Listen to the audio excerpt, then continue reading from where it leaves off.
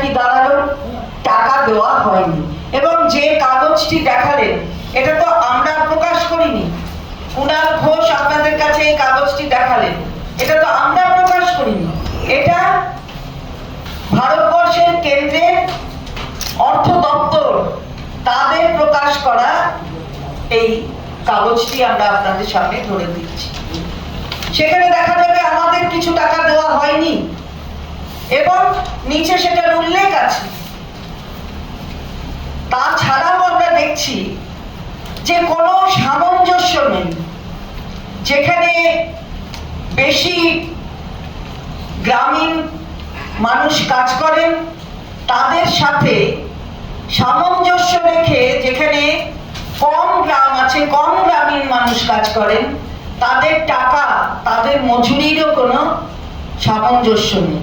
ফলে আমরা তো এটাই বলতে চাই যে বাংলাকে বাদ দিয়েছেন, শ্বেতপত্র দিতে অক্ষম, কিন্তু আপনার দপ্তরই বলে দিচ্ছে বাংলাকে কিছু দেননি মানরেগার খাতে।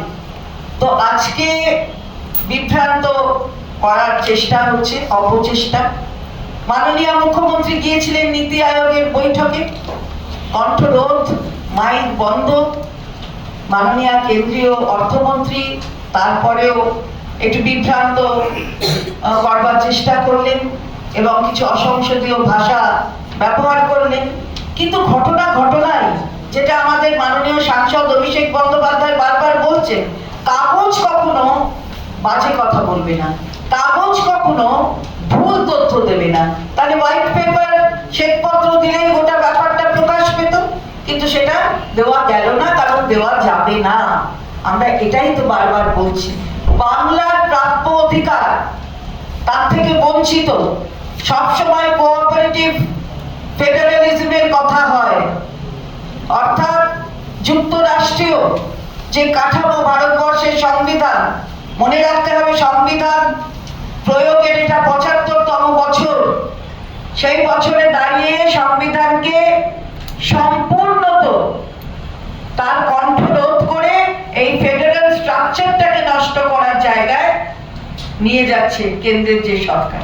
সুতরাং আমরা বলতে চাই, বাংলায় তো আমাদের সংবিধান মতেই কেউ, কোনো রাজনৈতিক দল থাকতে পারে কেন্দ্রে, কোনো রাজনৈতিক দল রাজ্যে থাকতে পারে, কিন্তু মানুষ তো এই দেশে, তাদের প্রাপ্য অধিকার থেকে তাদের বঞ্চিত করতে হবে।